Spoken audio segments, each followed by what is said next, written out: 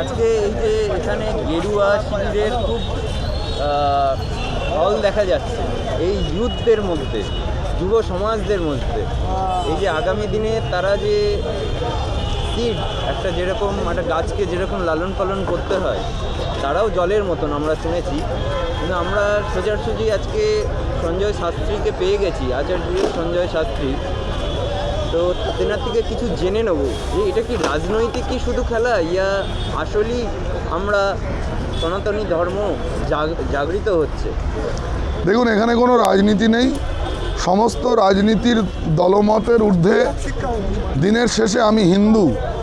সনাতনী যুবকরা এই পরিচয়ে বাঁচতে শিখুক এবং নিজেকে হিন্দু, এই হিন্দুত্বে নিজে গর্ববোধ করুক এবং হিন্দুত্বের হুঙ্কার, হিন্দুত্বের ঐক্য।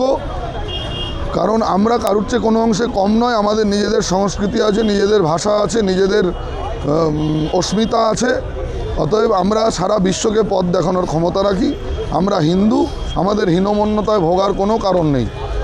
আমরা সারা বিশ্বকে ধার দিয়েছি, আমরা কারুর থেকে কিছু ধার নিতে অভ্যস্ত নই।